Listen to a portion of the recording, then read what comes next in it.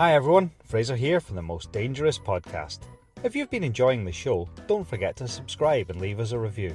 It really helps us to reach more people like you who love the show. Also, you can follow us on Instagram at The Most Dangerous Pod and join the conversation on Facebook at The Most Dangerous Podcast. For those of you who want to go the extra mile, we're on Buy Me a Coffee. So if you'd like to support the show with a small donation, it would mean the world to us.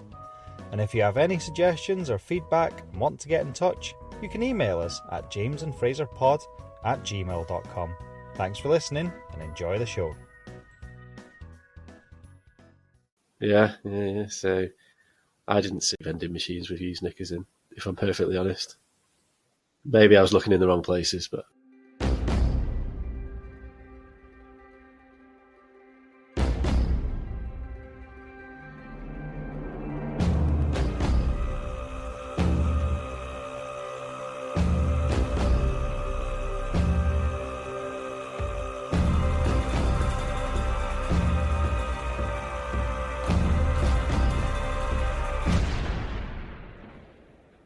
Hello, welcome to Most Dangerous Podcast. How are you this week, James?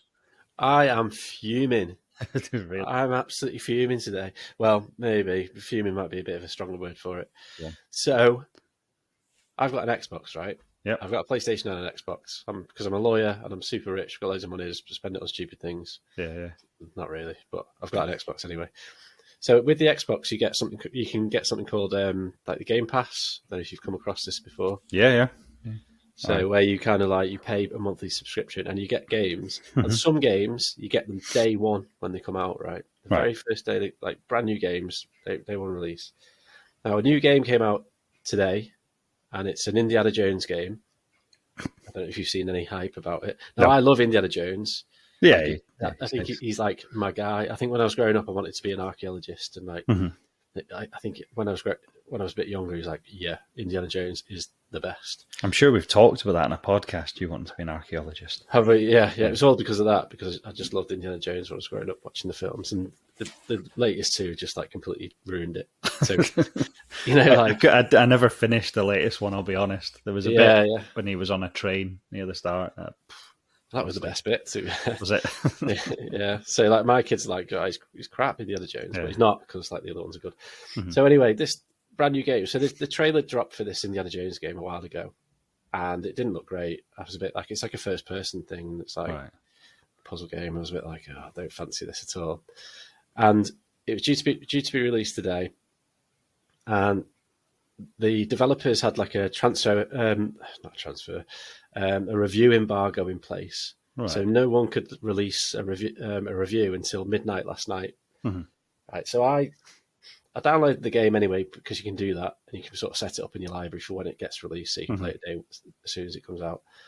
And I usually don't go to bed till after 12 anyway.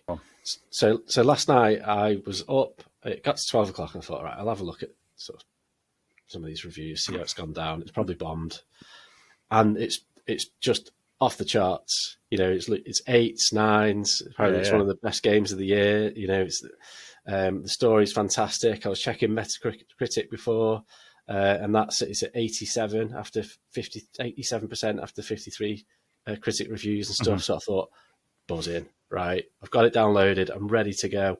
I've been walking around my house all day going, da, da, da, da. I've even like, so I was kind of like just sort of sitting there. Just for the listeners, James has just put an Indiana Jones hat on. Sitting there all day. It got to like 20 to 4. And I was like, fuck work. I can't be arsed with work anymore. I'll take this off because it's awkward with the headphones. I can't be arsed with work anymore. So I was kind of like just sitting there. I still sat at my desk, sort of like wiggling the mouse to make sure I was sort of active.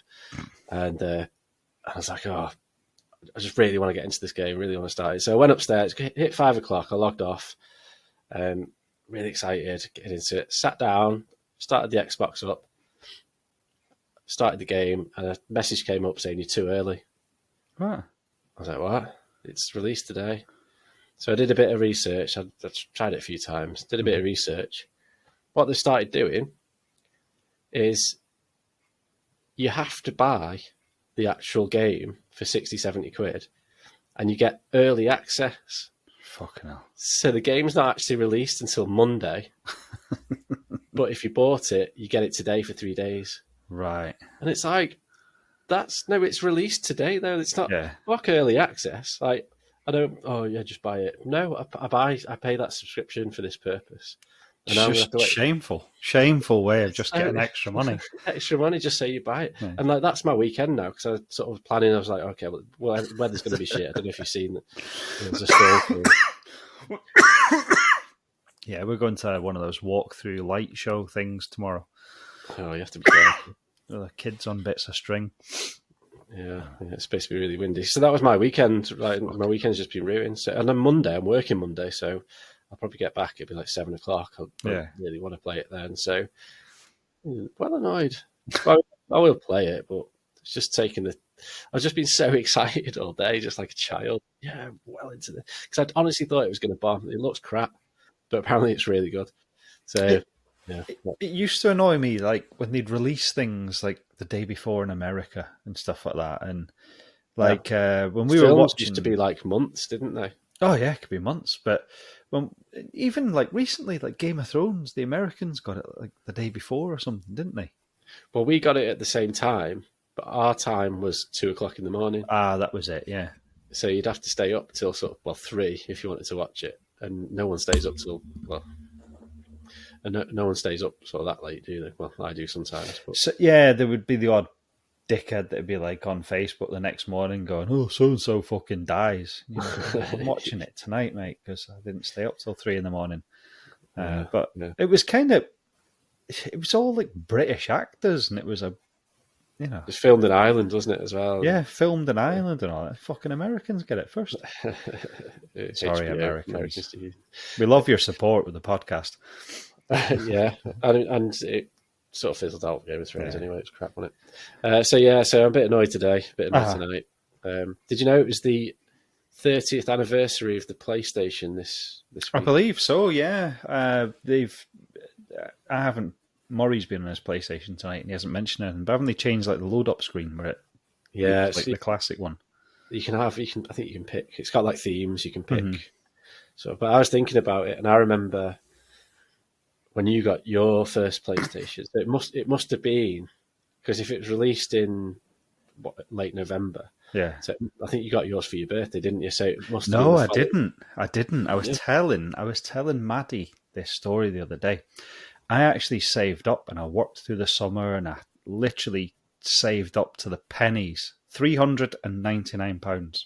Yeah, I remember to go get my PlayStation, and I went with you. My sister's boyfriend Liam drove us there, and I had £399 in my pocket, and I got to game, and it was $399.99.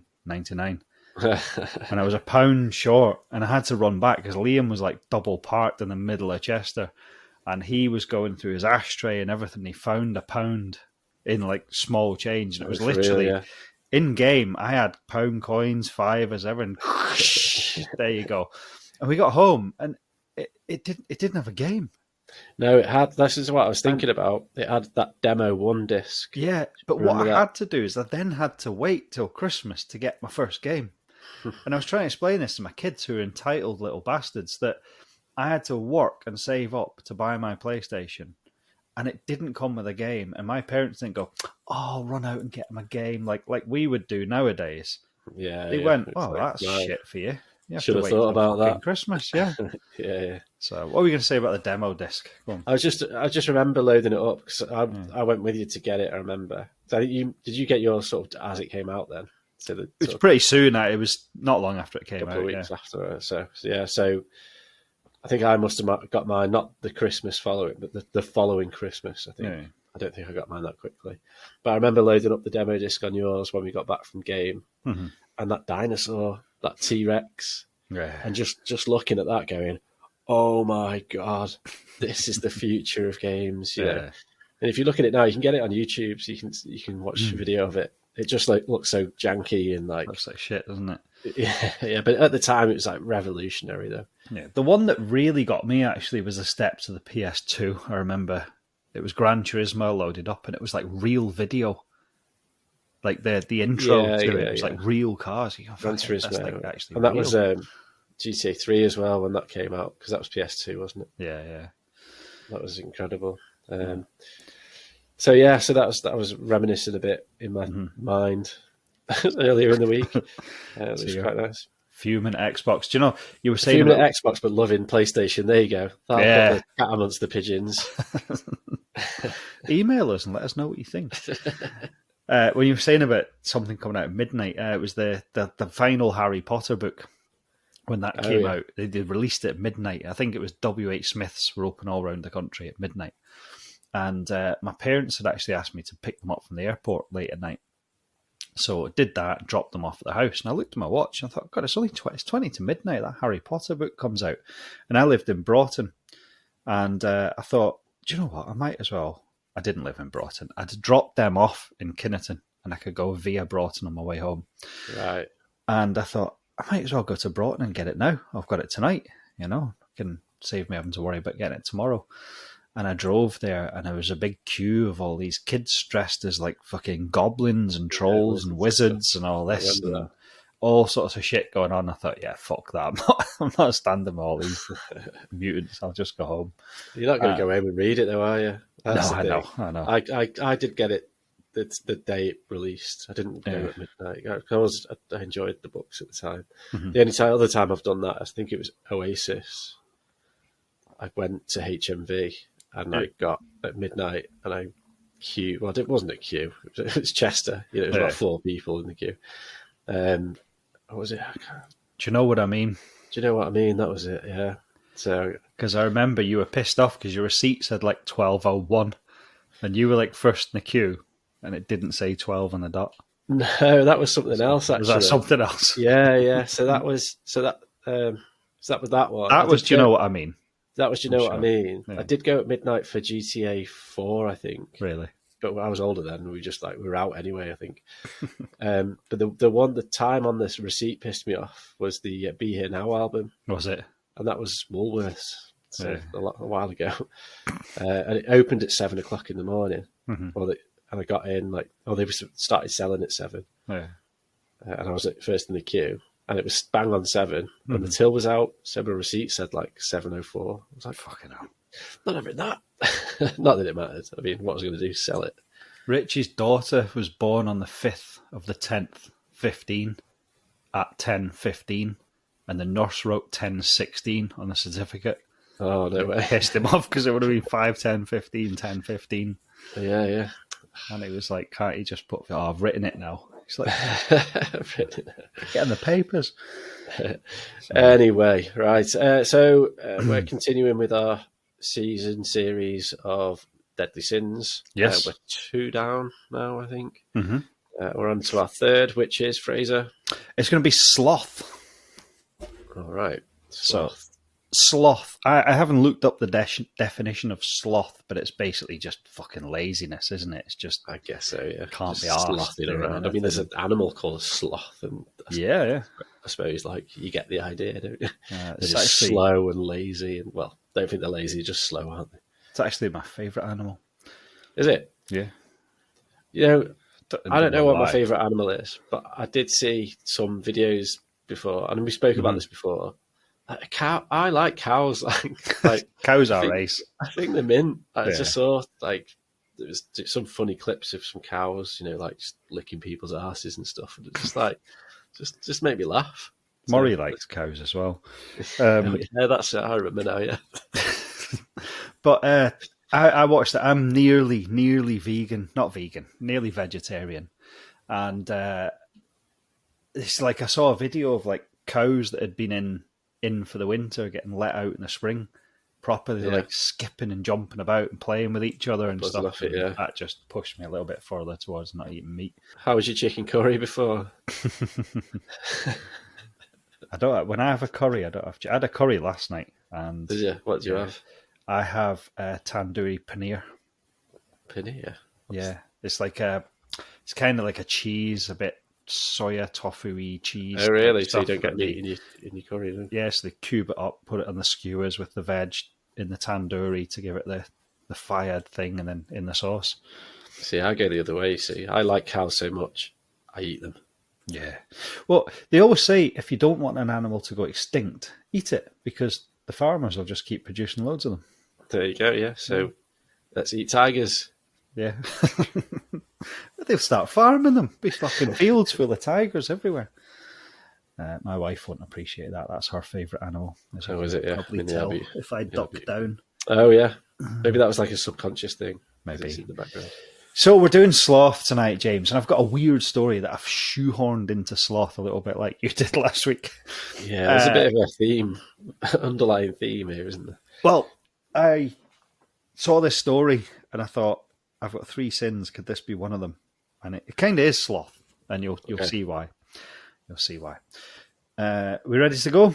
Oh, yeah, I think so. Yeah, we'll just crack on.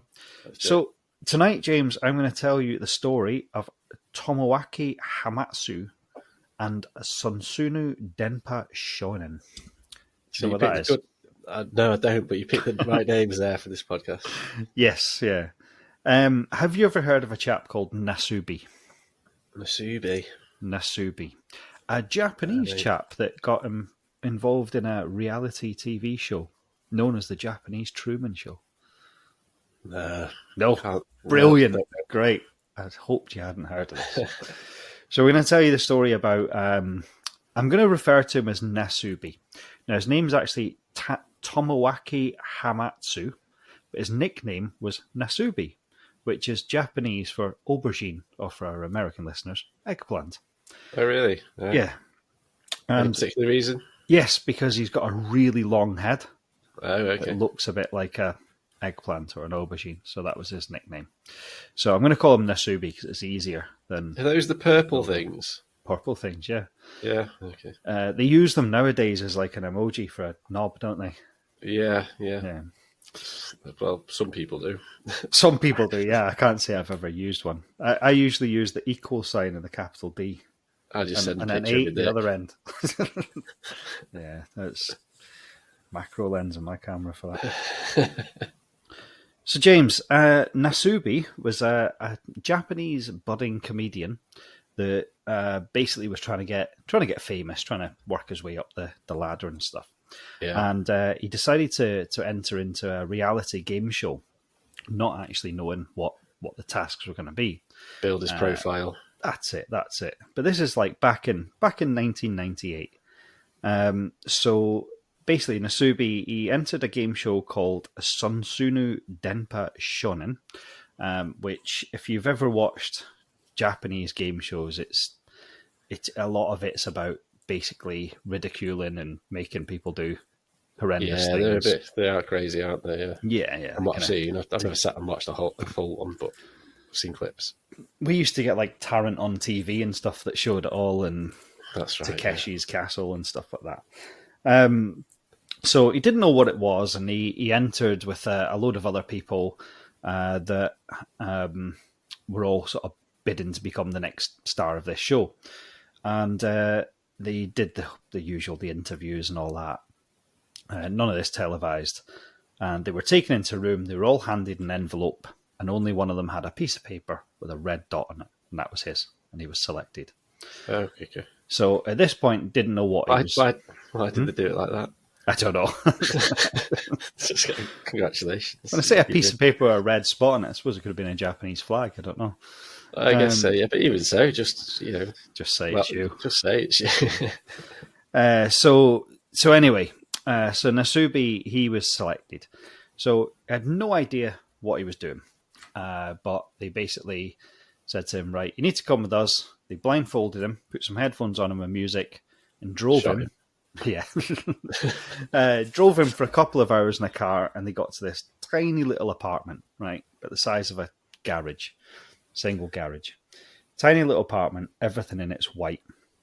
They took him over the front door, told him to take all his clothes off, right, and said, right. He's getting a bit worried now. Yeah. And they were like, right, here's the task. You're in here. You've got nothing other than a small gas stove, a sink, and a stack of magazines, postcards, and pens. And you're in here until you can win 1,000,000 yen's worth of prizes from those magazines.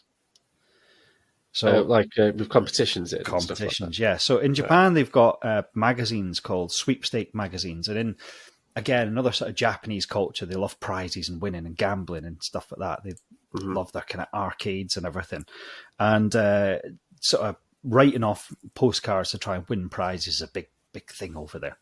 So he had in this room a big magazine rack, load of magazines, and just a shitload of, the blank postcards that used to send into Blue Peter. I need to get my mind out of the gutter, because honestly, that was not what I was expecting. When you said he walked into it, there was loads of magazines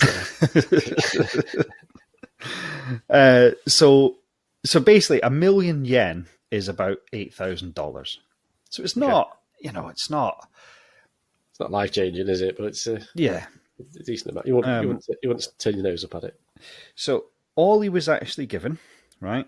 He was given a small cushion to hide his willy. He had the magazines, the postcards, a pen, a stove. He had running water and a toilet. No toilet roll, nothing, right? But I take it he had the stove to cook food, though. But he didn't have any food. He had to win food. Oh, really? So he was given a small piece of bread each day, right, to survive from. All right. So he wasn't aware that there were hidden cameras everywhere. Oh, no. And that he was going to be broadcast to millions of viewers across Japan. He's wanking again. Turn the cameras off. Yeah. So like I said, no bed, no furniture, nothing, just him naked in the room, magazines, postcards, bit of bread, stove, and some water. So he was basically entirely on his own, no music, nothing, and he had to start writing off to win competitions. Yeah. So he basically sat all day just writing postcard after postcard, just entering competitions. You'd have to, wouldn't you? Yep. And it was 2 weeks before he got his first knock at the door. And he won a thing called fiber jelly, which was a small bag of jelly drinks that is like a kind of fibery, like a weight loss drink. It's got I know, die quicker.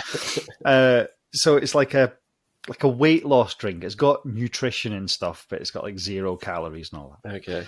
So he won these drinks. So he had them for about a week with a small piece of bread and these fiber drinks, absolutely starving. And there was a second knock at the door, right? So this is into week 3. Yeah. So second knock at the door. He gets all excited, runs to the door, opens it, and it's another neighbour in the apartment building having a go at him because he hasn't put a nameplate on his door yet. Oh, no. He's not locked in, he's in an apartment building. Yeah, okay. So he can just leave any time then. If you give up and just leave, I guess. Technically, yeah, but he's naked and got no clothes. So he's not. So I suppose if he locked someone in there, that's, there's a crime there. That's it, yeah. So if you just say, well, the door's open if you want to go. But there's definitely questions that will be asked at the end of this podcast. So another week or so goes by, keeps entering competitions, starving, absolutely starving. Third knock at the door, he opens the door and it's a delivery guy with a load of ramen and, with his cushion in front of him. Like, yeah. all this hey, love, this lovely food, steam coming off it, smell coming in his door. He's barely eaten for like a month by this point. And it was like, are you Mr. Sato? He's like, no. He's like, sorry, mate, I've got the wrong door. You haven't. And he was like, can I have it? He's like, yeah, sure. But it's not been paid for. It's 1,700 yen. He's like, I've got no cash. Like, all right, sorry, mate. So you had to shut the door. Checking his pockets. I've got no pockets. Never mind cash. So it's to shut the door, basically, apartment full of this lovely smell.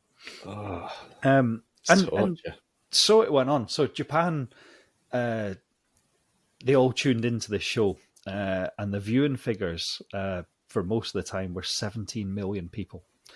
Wow. Bear in mind, the finale of Game of Thrones was the same figure. Yeah. So it's a blockbuster hit then. Yeah, so like Game of Thrones, which in the last 10 years of our lives probably be one of the biggest hits ever on telly. averaged like 10, 12 million views an episode. He was getting 17 million. That's mental. Now, this show apparently was only getting like 5 to 10 minutes airtime a week because this show had other irons in the fire, as they say. They had a couple of guys that they dropped off in South Africa that had to hitchhike to Norway. South Africa, bloody hell. Yeah, with like nothing. No clothes, just a cushion. And like across the Sahara and all that. I've forgotten the other one. They had like mental challenges like that. To be fair, that sounds more interesting though. Yeah. Hitchhiking from South Africa to Norway rather than a naked bloke in a garage writing to win competitions. True, yes, yeah. I can't see where the entertainment factor comes in for that part of the show. The entertainment was watching him suffer. Watching him slowly go insane and talk to himself and starve to death, and I suppose so, stuff like that. People are sick. On the on the ones hitchhiking from Africa to Norway, they were given challenges on the way, and one of them was apparently to go into a gay club and hand out condoms, suggesting that people should use them. And the camera crew filmed him getting beaten to a pulp in the gay club. Yeah, there's questionable kind of morals behind this show. There is. So anyway, time went on for Nasubi, and eventually, I think it was about 6-7 weeks into it, he won a 5-kilogram bag of rice. And he was delighted. He was dancing around the apartment until he realised he actually had no utensils or anything to cook the rice. Oh, no. So first of all, he tried eating it raw, then realised that doesn't work, wasn't doing anything for his guts. And he tried soaking it. He'd kept the pots from the jelly stuff. Oh, right. He'd fill them with water and soak the rice to see if it would soften. It didn't really. And eventually worked out if he left it just near the stove for 4 hours, it would slowly, because it would burn the packet if he put it too close, but it would slowly heat it. So he lived on rice for a little while. Lukewarm, half-cooked rice. Yeah. The next prize he won was a game for a video game console. Doesn't say what it was. Probably 1998 PlayStation. Oh, yeah. He won a game and a controller, but he didn't win the console. That's annoying. He won a bicycle that he used for the half an hour he cycled around his tiny apartment, got bored, and then he managed to prop it up on something so he could use it like an exercise bike. But then realised that he didn't need to use up any calories or energy because he's got literally no energy because he's got no food. He won a rubber duck. He won a can of fish, but he didn't have a can opener. And he won. The first clothing he won was a pair of used women's knickers. Oh, really? And he put them on, didn't he? No, they were too small for him. So it just says he kept them for novelty purposes. For novelty? Novelty purposes. Second hand, did you say, as well? Used, yeah. Now, bear in mind... That's the thing, though, isn't it? I think you can... I think it was definitely a thing in Japan. I think it might have sort of made its way over here, but you can buy used knickers, can't you? Oh, yeah. Apparently, you could get them in vending machines over there. Yeah. So I didn't see vending machines with used knickers in, if I'm perfectly honest. Maybe I was looking in the wrong places, but... He eventually, after 3 months, he won a toothbrush and got to brush his teeth for the first time. 3 months? Yeah. I mean, but it doesn't matter there because he's not eating anything. True, yeah. So what's he going to clean? There's nothing in his teeth. He won a curry spice mix. But the problem was a lot of these things are low value. So he's got to win 1 million yen. He eventually won a TV, which knocked a bit of the money down. But when he plugged it in, there was no cable, no aerial or anything. So it was just a snowy picture. Something to look at, I suppose. Do you know if the stuff that he wins... Yeah. You probably don't know this. So say he wins like a bag of rice. Mm-hmm. If he consumes that, does it knock it off the... Or is it just that he just has to win this? Just has to win it, yeah. It's just that the rice did play a part in the total. Yeah, okay. He won a stuffed animal. I believe it was like a dolphin or something. A dolphin or walrus.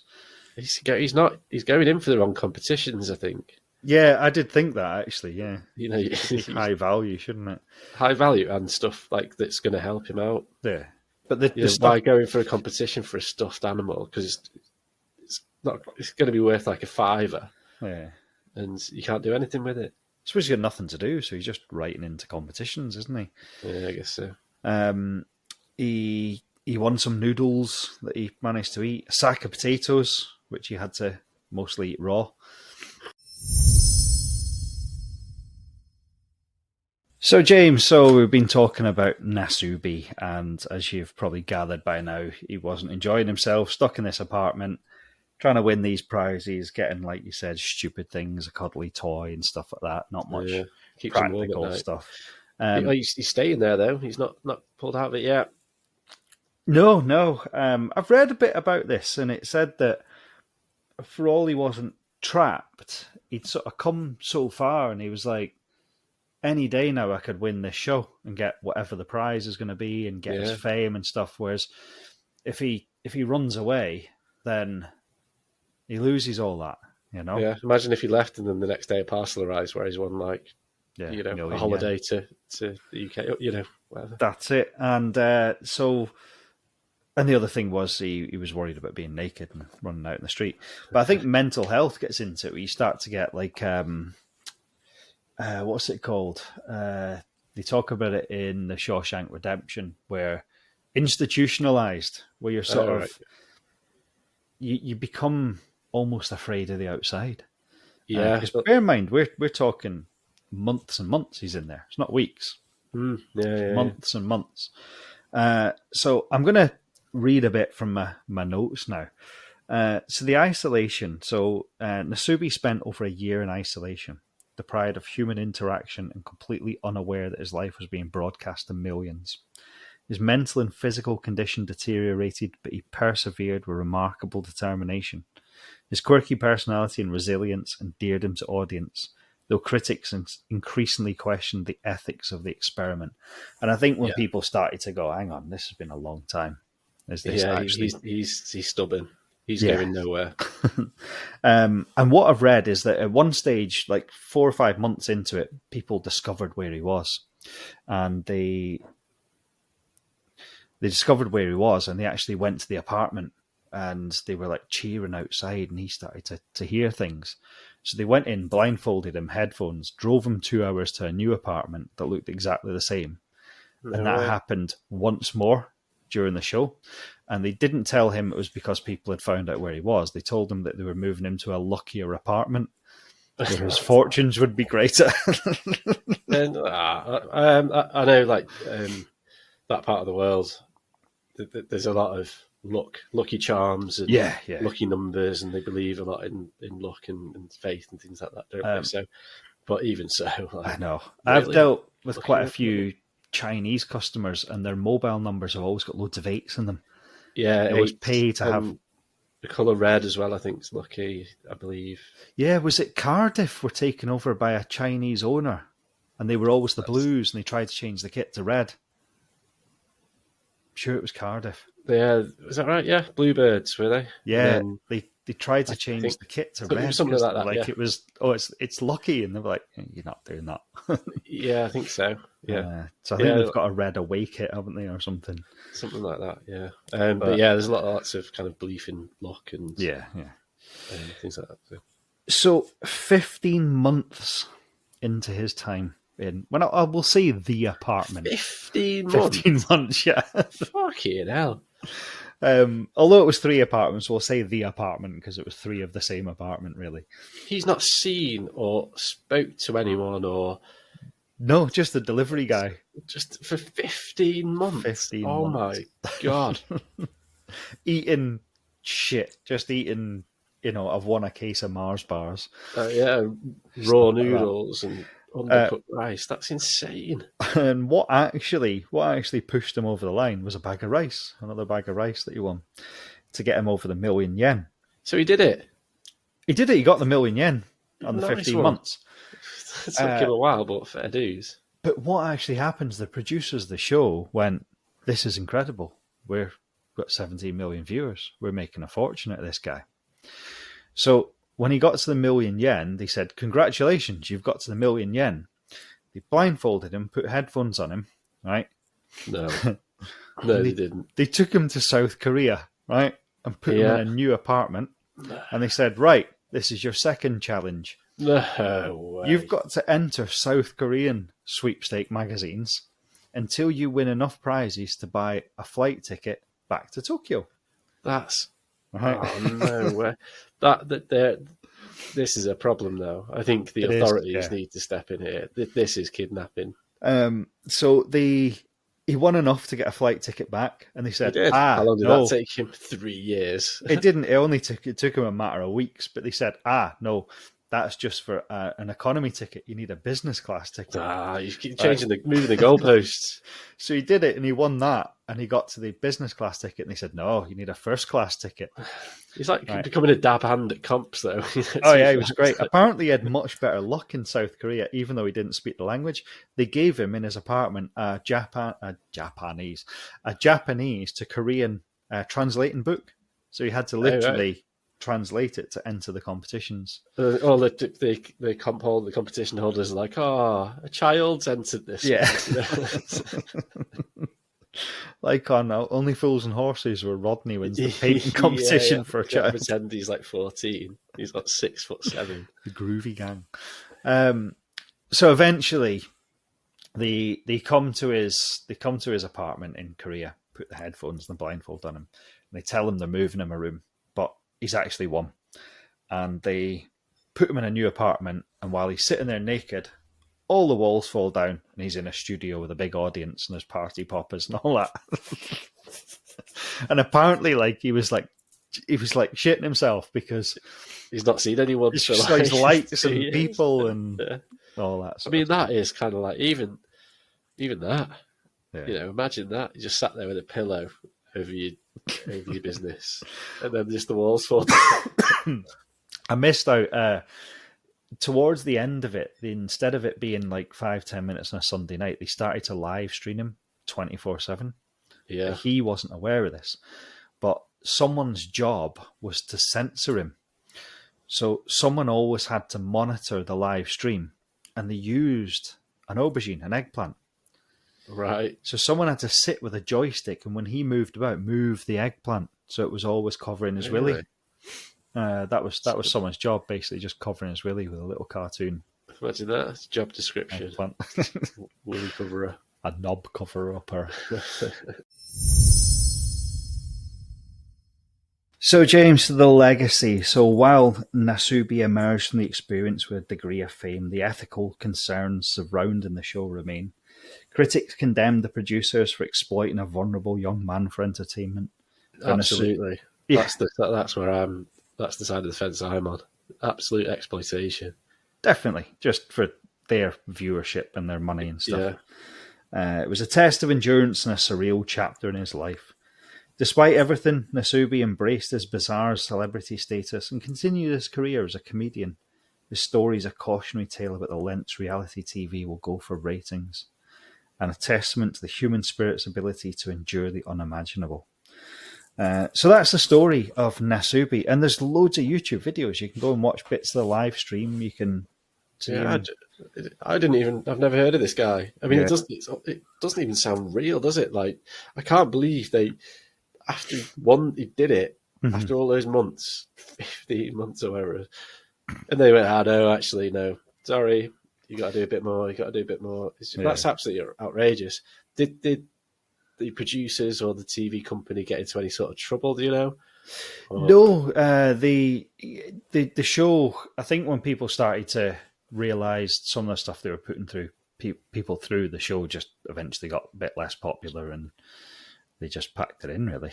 Yeah, I think that tends to happen with a lot of these reality TV shows. It happened like people lose interest. It's not as original as it once was, and they deliberately get these people in, don't they, that are either looking for fame or are a bit mental, a lot of the time, so they do crazy stuff. So, yeah, I think that the reality TV bubble certainly burst over the past 5 years or so. Yeah. I don't think there's definitely not as many as there used to be. Well, I was never a big I'm a Celebrity fan, but I watched the one in the castle because it was just up the road. And I thought... Was that in lockdown, wasn't it? Yeah, I thought this is interesting because I drive past that castle quite often. I started watching it, I thought, God, I'm a Celebrity is brilliant. Then the following year I watched it again. And then the third year I watched it and I thought, it's just the same stuff. It's just different people. It's just I used to watch it. It's the same challenges, the same stuff. It's like... And plus it's like, so I used to watch it. It used to be our thing, like earlier in our relationship, if you like, when things were fresh. Yeah, when you sat together. When we actually sat together and watched stuff. It used to be our thing, it was exciting. We'd see the people coming in and we'd watch it and like enjoy it. But then it's on every night for at least an hour. Some nights it's 2 hours, and it's for 3 weeks. That's a lot of time. And I don't mean to spend with Katie. I mean, like, just in general, like. We used to do, off topic slightly, we used to do the soaps as well. I mean, just because it was something to do. Like, it was when I was poor and I didn't have my Xbox and my PlayStation. Yeah. But on the Monday, I mean, this is completely, sorry, American listeners, you understand this. But there's TV shows, basically, soap opera type things, and they're half an hour long. And on the Monday, you'd have like Emmerdale at 7, Corrie at 7:30, EastEnders at 8, and then Corrie at 8:30 till 9. So that's 7 o'clock till 9 o'clock. You're just watching people badly acting. It just takes up so much of your life, and it does. The point being is, it does with the reality TV shows as well, because they put it on. And it's every night for an update, and you sat there going, and it's the same thing over and over again. Yeah. But anyway, I'm rambling. Sorry. I like Britain's Got Talent, but I always get lost when it becomes the live shows, because it's like every Saturday there's an episode and you watch it for a couple hours, all the audition stuff, and then they do like the live shows, like you said, in 7 straight days. And you go, oh, we didn't watch last night's, we better watch that before we watch tonight's, and then something happens tonight and you've got like 4 or 5 of them to watch, and then you find out who's won it. Yeah, before you've even finished it, you got 4 hours worth of TV to watch. You're like, too much time in my life to watch 4 hours worth of TV. So Nasubi, I'll tell you the truth. That basically, Facebook has now realised that I do a podcast and like weird things, because that just popped up on my Facebook. One of these. Get this, listen, look at this story about this weird game show this Japanese guy went into, and I read it and I thought, wow. It's interesting. What happened to him afterwards then? Did he have success and fame and everything he wanted? Yeah, he's... I mean, I wouldn't say he's had a blinding career and made a fortune, but he is a comedian. He does, he does shows and stuff like that. So he's had a career out of it. I think he's come out of it a lot better than he could have. Yeah, well, good for him. I'm happy for him. It does say that he went through patronising that, didn't it? Sorry. But apparently, it took him like a couple of years to be able to like socially interact with people. He really lost like his ability to hold a conversation and stuff. Yeah, I'm not surprised. He had to retrain himself to actually become normal again. They say that about like prisoners and stuff in like solitary confinement, don't they? They just end up going mental and talking to themselves and. So, yeah, I mean... But it's not to go back to the Shawshank Redemption, but when Red gets out, he's, like, asking if he can go to the toilet, and they're like, yeah, you can go to the fucking toilet whenever you want, stuff, because he's so used to the rules. And it's a bit like school, really. Yeah. When you first leave school and you start work, you're like, can you go to the toilet? Is it? Miss? Yeah. No, I'm glad it's got a happy ending. Thank you very much for your time this evening. No worries. Well, I shoehorned it into Sloth because he just basically knocked about this apartment for the whole time. That's how it works. I don't know if I could say he was lazy. I think he entered something like 6,000 competitions a day. Yeah, we'll give you a pass. Give you a pass because it's such an interesting story. Aye. All right, so we've got one more next week. Have we? And then we've got our 2 weeks off, haven't we? I thought we were going to do the whole... Oh, we'll talk about this later.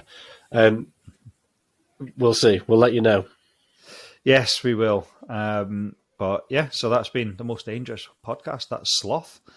And I'll speak to you next week, James. Yeah, I'm off to play Indiana Jones. Oh no, I'm fucking not, am I? See you later. Cheers. Bye. Bye.